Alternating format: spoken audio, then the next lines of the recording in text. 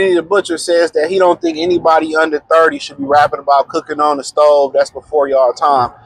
You know what's so funny? I had a past life once before. People my age, like 09, 08, 07. I used to work in high school too. I'll tell you that story in a second. They, like, and people around my age at that time, they didn't know how to cook crack. So I'm going to tell you this. The dude that was the number one trapper, or the trapper of the neighborhood, he would make them buy the crack cooked. So they had to buy the crack cooked from him, right? And they got their money together and offered him a whole bunch of money for him to show them how to cook crack. He always refused the money that they came up with because guess what? He was one of them dudes that nickel and dime. He had a whole bird. He's breaking that bird down. He was nickel and diming that whole bird, right? That's just what he was doing, you know. Whatever he got, he broke the whole thing down. I mean, shit. And he sold the whole thing. Now, I don't know what he broke them down to, half tracks, you know, 8 balls, you know, whatever. You know what I'm saying? You know a lot about. Yeah, I had a lot of friends that sold crack. Trust and believe me. And but they didn't know how to cook crack then. I worked in the high school and shit, like a high risk type high school for a minute. And you know, I was talking to the kids and shit, and the kid was like, "Yeah, man, I want to know how to cook crack. My brothers won't show me how to cook crack." You know what I'm saying? Like that. Like what he's saying is it was true. Almost 20 years ago, it was drug dealers in my neighborhood that didn't know how to cook crack. I done seen fish scales. Like, I done seen legendary drug dealers come in my neighborhood. Real talk. Like legends coming in the neighborhood. And this is a fucking fact, nigga. You know, my thing was, it wasn't my thing. I just felt like if I sold drugs, it wasn't even about the morality part. Like, I would just have to kill all y'all. That's how I looked at it. I would just have to say, I couldn't trust you guys, so I would have to send you to the upper room, and that I didn't want to have to do. So why get in the game where you can, in the world, you can't trust nobody? And one of the rules you find out just being in the hood, and everybody know it. One of the rules you find out, these niggas snitch the most. That's the number one broken rule in the neighborhood. Snitching. They all snitch. They all run their mouth like women. So don't believe it's no snitching code. They talk. But I done seen trap queens, the whole nine. So it's truth to what he said. This shit was shit. They was millennials. This is 2007, 8, 9. They didn't know how to cook crack then. This is a fact. This is a fucking fact. So we having those conversations like I really don't think anybody should be, you know, talking about selling drugs today, especially with social media. You shouldn't even be talking about selling drugs, or I used to sell drugs. Most of them dudes, they ain't sell drugs like they say they sell drugs. Trust to believe me, they wasn't selling like that. And it was a horrible job, bro. Like, them niggas really didn't have no money. The most value in selling drugs was just attracting the women. Like the weed dealers and shit like that. Now, the cocaine dealers is probably like the weed dealers because everybody doing cocaine. That's some crazy shit. They doing cocaine like it's a recreational drug, which in Mexico it is.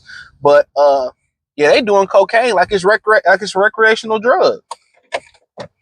That's the wild shit about it.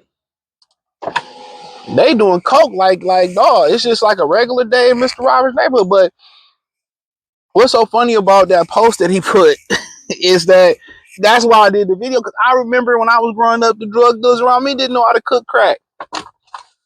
They didn't know how to cook it. So they would have to buy it already cooked, which is an upcharge. So the OGs wasn't passing the game down on them how to cook crack. So I just found this story very interesting because that, you know, like what they doing now, you know what I'm saying? But back to what I was saying about the women, the value in selling drugs for most guys was just, you know, sleeping with the women. They all talking about they slept with fiends. That's what got women to them. They had the drugs, they had the weed. You know what I'm saying? The women would come over because they had the weed, smoke all that weed up for free, sleep with them. That was the only real value they really had as drug dealers, unless you was financially successful selling drugs. And most of them was not financially successful. You had dudes getting robbed. You had dudes, blowing their re-ups in the dice game. So most of them guys weren't successful selling dope. I'm telling you that right now. I'll tell you that shit right now, dog. I swear. Contrary to what y'all believe, no, they wasn't. It was a status laid with them was with the women. They got the women in the hood. Whether they was smoking, whatever they was doing, the women was rolling with them. I done seen, smoking outside the club. Oh, let me hit that. That's the value. That's what they say. If she smokes, she poke. Now for them, what's changed the game for like the little drug dealers? If you in the weed like that, the dispensary changed the game, and fentanyl changed the game. Now you can buy any street drug and it got fentanyl in it. It can kill you. Marijuana, even though people don't care what marijuana had rat poison in it and they throwing all that bullshit in there with fentanyl. They putting it in coke, they putting it in dog food, they putting it in dog food is heroin for y'all. They're putting it in marijuana now.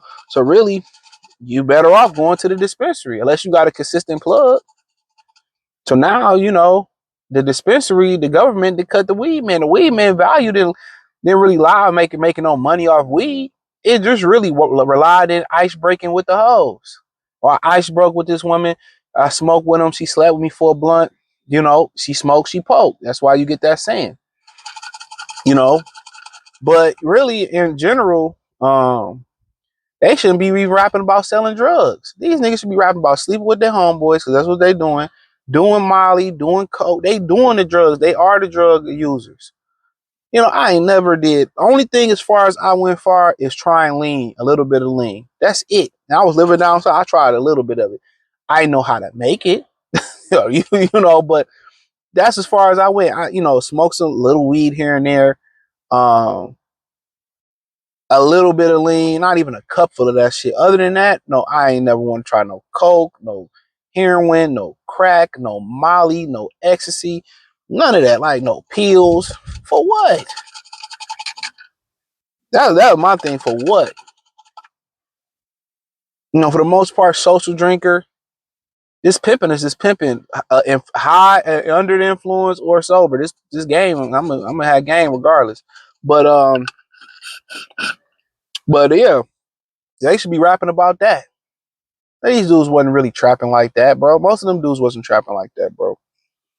I'm promise you, most of them dudes wasn't trapping like they said they trapping. The feds looking like, huh? Yeah, a lot of times you just can't walk out that life, But I mean, he got a point. That triggered me right there a little bit when I read that post. He got a point.